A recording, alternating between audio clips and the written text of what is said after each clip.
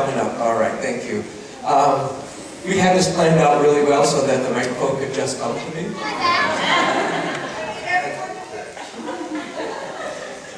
I think the ghost of Christmas present is with us. Okay, so we've got a couple minutes, yes? I want to tell you a story that maybe some of you know, but my guess is that most people do not know. You know the story of the three wise men, yes? Okay, so who were the three wise men?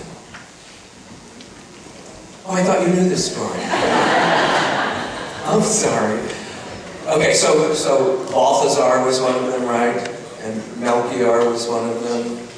And the third one was the friendly magi, Casper. Right. Okay, so what you might not know is that there was a fourth magi. There was a fourth wise man. And for those of you who might know this story was originally told by Henry Van Dyke.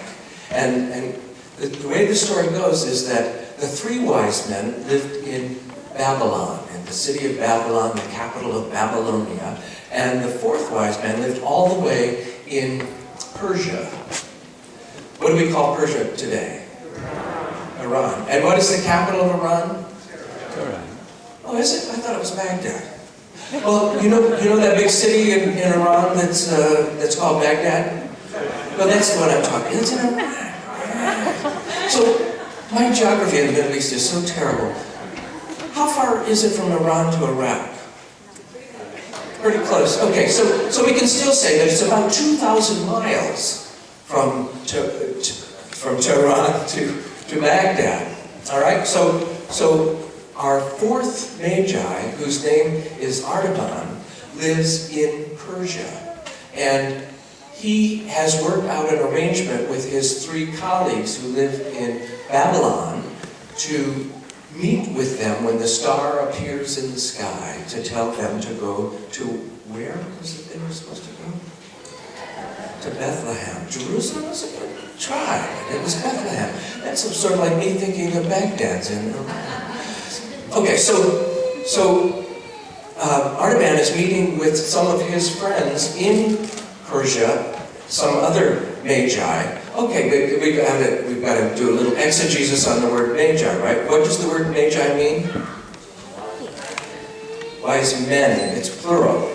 What is the singular of magi? Magus. Who knew? So, Andrew, I knew. A couple people know this. I know because when I did this, when I talked about the wise men several years ago, someone corrected me and said, when it's just one, it's not a magi. Anyway, Artaban had to travel all the way from Persia to Babylon to travel with his three companions to get to Bethlehem when the star appeared. And so Artaban got together with his friends and he reached into his robe and he said, I've sold all my things, everything that I own, and now I have a blue sapphire that was as blue and dark as the night sky. He had a red ruby that was enormous, and it was as bright and red as the sun at dawn as it comes up over the horizon, and then the most beautiful milky white pearl. And he had purchased those things with all of his wealth to take to give as a gift to the king. And so he was ready, and he was watching, and he asked his friends if they might go with him. And they said, you're crazy. You're crazy for... Who wants to pay attention to a Hebrew king anyway? They're nothing. You're nuts. And so they all left him except for the very oldest one of his friends, and the old man said, I can't go with you, but I send my prayers and my love with you, but I'm just too old to travel. And so Artaban went up on the roof of his house that very night, and in the sky was a blue ball that came out between Venus and Jupiter, blue ball followed by a purple trail, and when Artaban saw it, he knew that was the sign. And so he got on his horse, whose name was Vashta. If you're going to have a horse in Persia, you got to name that horse Vashta. So he gets on Vashta. He has now 10 nights. That's the arrangement he had made with his friends, the other Magi, that he had 10 nights to get from Persia to Babylon. And how far did we say it was?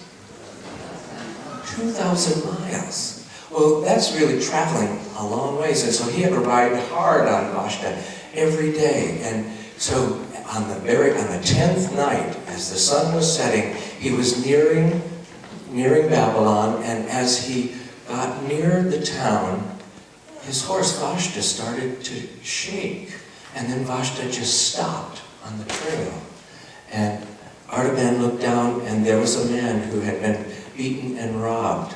And so Artaban got down off of Vashta. And you might not know this, but Magi are not only trained in studying the stars, but they're also physicians. And so Artaban got down and he thought, oh, if I take care of this man, I'm going to be late and I'm going to miss my colleagues. They're going to go on to Bethlehem without me. And what will I'll miss, I can't take care of this man. And he looked at the man and he thought, I can't leave him. I can't leave him here. So he got down and he opened his things and he got out the medicines and the bandages and what he needed to treat the man. And before he knew it, hours had passed and the sun was coming up, and he took care of the man and left instructions for his care. And he rode then to the place in what town are we in? Babylon, where he was to meet his friends. And when he got there was no one to be seen. And he found a piece of parchment nailed to a post that said, we waited for you until midnight, and then we had to go. And Artaban was just heartbroken. And the note said, follow us across the desert to Bethlehem. And Artaban knew that his horse had just ridden as hard as he could for 10 days, and that he wouldn't be able to keep up, and that he needed supplies and he needed support. And so he thought, I have to sell one of the gifts. And so he reached into his robe and he pulled out the red ruby, and he sold the red ruby, and with it he bought some camels, and he hired some men, and he bought some provisions. And he set out for Bethlehem, and he got there 3 days after the other Magi had left. He went into town, and the town was all astir because the king had levied some kind of new tax, and there was something else going on, and he didn't understand what it might be. And Artaban was walking down one of the small streets, and one of the doors was open, and he heard a mother inside singing to her little baby. And she was singing, and Artaban stood in the doorway of the house because it was open, and he greeted her. And she invited him in, and he saw how beautiful the baby was, and she said, oh, you're looking for those Magi that were here with Mary and Joseph. And she said, they left 3 days ago. And they went down into Egypt because the king is planning something and nobody knows just what it is. And just then they heard all kinds of commotion out on the street. And sure enough, there were soldiers coming down the street with clubs and swords and all the kinds of things that soldiers carry. And word came to the house, the soldiers are taking the babies. The soldiers are taking the babies. And so Artaban went to the door, and the captain of the soldiers came to the door. And the captain said, what are you doing here? And Artaban said, the question is, what are you doing here? And he reached into his robe and he pulled out the blue sapphire. And he said, what I'm doing is I'm saying that a very smart captain will accept a gift and leave this house alone. So the captain took the stone, took the sapphire, and went away. And the woman and her baby were safe. And Artaban tried to follow down into Egypt now, and he tried to find the king that he was looking for. And he would hear about the Magi going this way. He'd hear about Mary and Joseph and the baby going this way. And then time passed. And he would hear that and he would go out into the desert, and everywhere he went, he would find people who were hungry, or people who needed his doctoring, or people that needed things from him, and he would take care of them. And before you knew it, 33 years had passed, and Artaban had been looking for his king now for 33 years. And then he heard that the king was in Jerusalem, and that he should go there if he wanted to find his king. And so Artaban went into Jerusalem, and he stopped. There were some people standing on the side of the road, and he said, "What's going on here?" And he said, "Well, we're going to have a crucifixion today. There are 2 thieves that we're going to crucify, and then there's a man who says that he's the Son of God and the King of the Jews." And Artaban thought, that's who I'm looking for. That's who I'm looking for. So he started to look in the town of Jerusalem, and he followed the crowds, and out of one of the crowds, a young woman came crying, "Please save me." And she's being followed by some soldiers, and this woman, "Please save me." And she sees Artaban in his robe, and she grabs his robe. "You're a magi," she said. "My father was a magi, and he died, and now they're taking me as a slave to pay back the debts that my father had. Please save me." And Artaban thought, "I have only one gift left for the king." And he reached into his pocket and pulled out the pearl. And he handed it to the soldiers, and he said, "I think this will cover her debt." And sure enough, it did. And at that moment, the sun got dark in the sky, and the clouds came over, and the earth began to shake, and there were tiles coming off of the roof. And Artaban and the young woman scooted against one of the buildings, and they were there, and one of the big tiles, one of the really big tiles came down and conked Artaban right in the head. And he was not going to make it. He was not going to make it. And the young woman held him in her lap, and she was trying to hear. There were voices. She told later that there were voices that came out of the air, and she couldn't hear what the voices were saying. But she heard Artaban responding to the voices, and he said, "When did I see you hungry and feed you? When did I see you naked and clothe you? When did I see you in prison and visit you?" And then he closed his eyes, and Artaban was no more. And then the young woman heard the voices again. Do you know what they said? The voices said, "When you did these things for the least of mine, you did these things for me."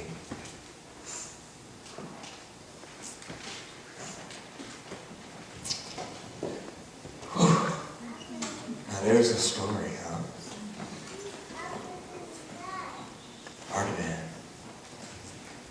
If you noticed in your order of service, I said that there was a second name to my little homily this morning, and the second name was, "You can be anybody that you want to be." And I don't want you to be confused by that. It's not like, "Oh, I want to be John, so I'm going to be John." What it is it's like Artaban. Artaban thought that he was supposed to be and thought he was supposed to do something else, but in his heart, Artaban knew who he was. So it's not, when we say you can be anybody that you want to be, it's not that you get to choose somebody else to be, it's that you get to be you. You can love anybody that you're going to love. You can travel wherever you're going to travel. You can do whatever you're going to do because it's you. And we've all been given so many gifts, so many valuable, rich gifts that are ours now, so that we can give them to the people that we love and to the people that we don't even know, so that we can give them to the world that needs our gifts that we've been given. And so in this holiday season, my wish for you is that your roots will grow deep, your branches will spread far, that you'll find the world to be a wonderful place, that you will have children around you to give you cheer always, and that you'll leave the world even better than you find it.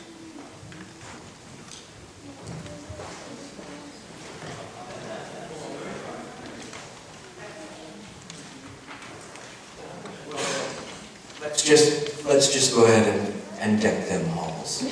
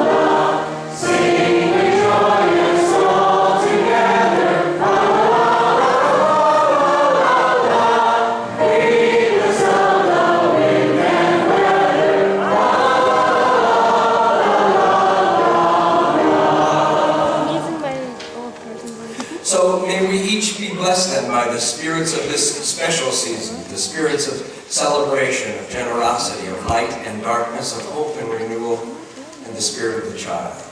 Thus being blessed, may we too be a blessing to the world around us.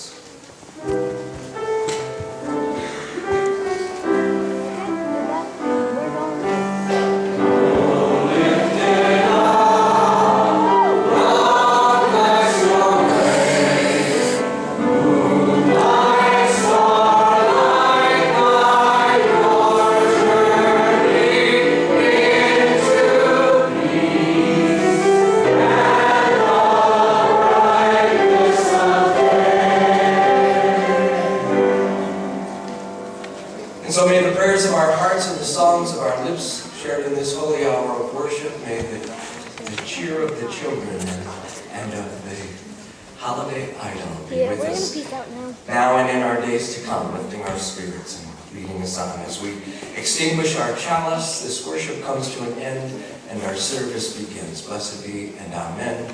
Happy holidays. Peace and heart.